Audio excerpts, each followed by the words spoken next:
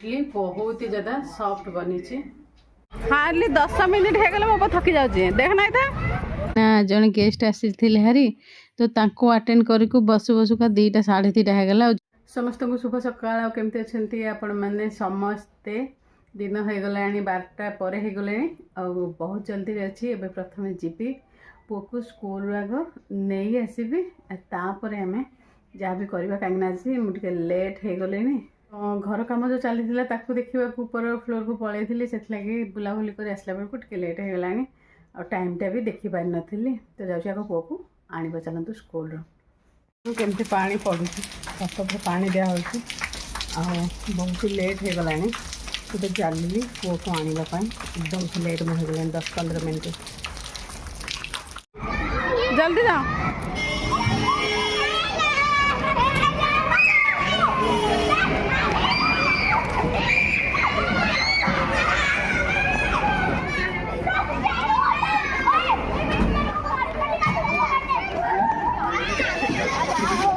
Hardly 10 minute हो गले मो थकी जाऊँ देखना था सच में ना दाना नहीं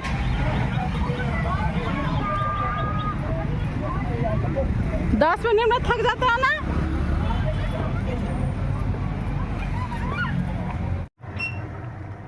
तो एठी लंच पाई बने आलू सब्जी तासार एठी काली सांबर बनी सेटा अच्छी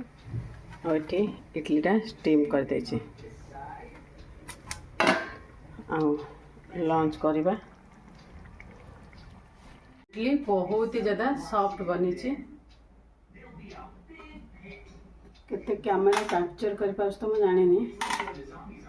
पूरा बहुत भल जालीदार बनी इडली। तो आपण मैंने चाहिए इडली चाउलटा आनिकी बन पारे मुझे टैग कर दौची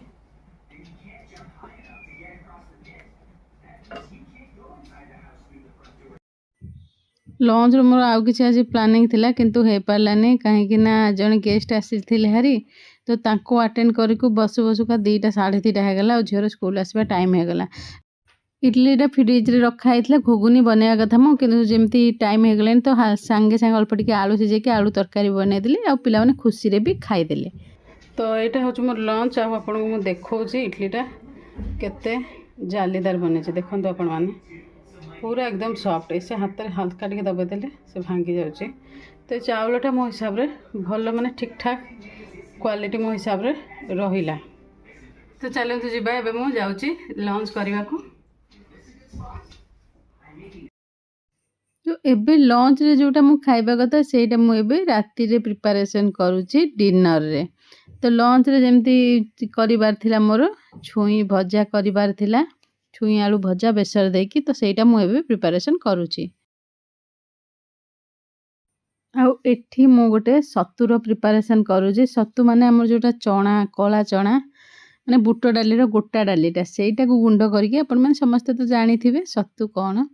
तो से मु टिके सेटा पिए हल्का टिके खाली से लुण पके दिए लेंबू रस आ लंका जदि चाहिए टिके पके देबे तो सेटा मु पकेकी एबे गोटे ग्लास पिउची पाखापाखि 2 ରୁ 3 टेबल स्पून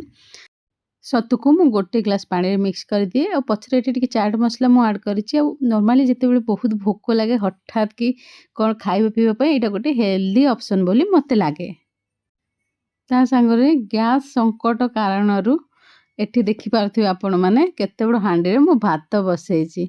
आमर तो गैस पाइपलाइन मत लगुनि आमर किसी प्रोब्लेम हम बोली किंतु हाँ टिके पखाल खाइबा घरे लोक बहुत इंटरेस्टेड अछंती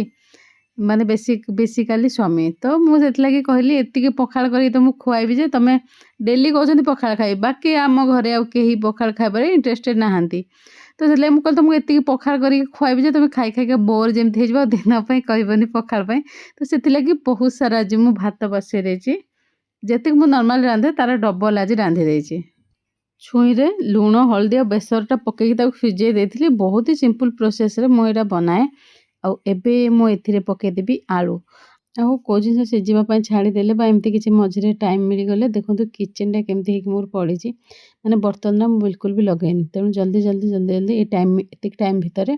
मुझे बर्तन सब लगेदेवी जहाँ जहाँ मजा है कि थुआ है ड्राए हो जाए मुझे ड्राए होगापाई ही डलारे छाड़ी दिए। अब आपण मैंने नॉर्मल देखी थी गोटे सिंक ऊपर गोटे बर्तन वाला स्टैंड लगे एक्चुअली तार किसी फायदा नहीं आपण मैंने जो धोईकी से बर्तन स्टैंड बर्तन रखिए ना आपण मैंने निजे भी बहुत ओदा हो तेणु एमती पारालाल तले प्लेटफॉर्म ऊपर रखिले ही बहुत एटा यूजफुल रहे। ता सागर देखो एठी दीपर एटा बनई दीपर नुह एटा एक्चुअली मॉर्निंग रे बनई तो ता सांगरे खाइबा पे मु छुई भजा करिया कथा एटा पणस डालमाटा मु दीपर बनई किंतु कहली आपण को जन गेस्ट आसिले है से प्रोब्लेम हो गला तो करि पारलेनी ता सागर होरी टमाट खट्टा भी रखा है टमाट खट्टार एका साथ मुझे बहुत सारा बनई दिए तो सी भी रखा है ताकू भी खाइबार अच्छे एमती किसी सब अच्छी राति खाइबापी आ सांगरे एठी देखंतु एबे तार फुटण देदेबा भजार आमे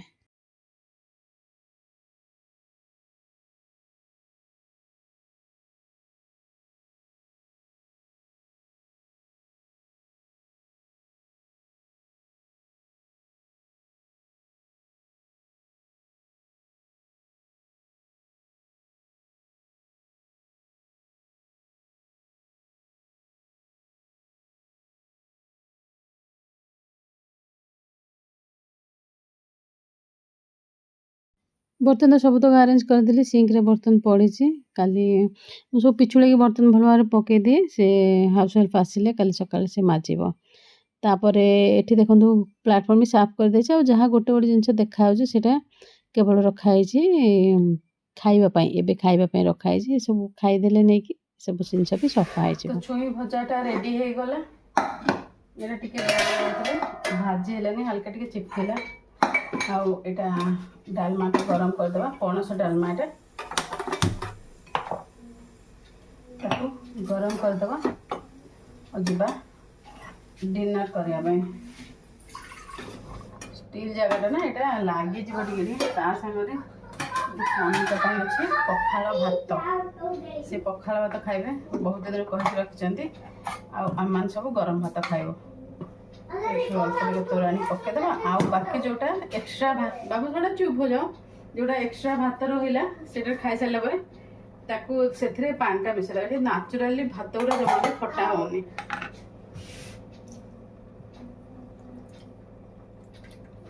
देखो पूरा गोटा गोटा भात होती पखाड़ भात मुग डाली आ पणस पकईकी डालमाटा करी एटा तो भजाटा आपण मैंने देखली सांगरे एटा पखाड़ भात स्वामी ता सांगरे एटा हमर गरम भात तो खाइबा ए प्लेट सब खाइबा पीबार यूज करदेबा।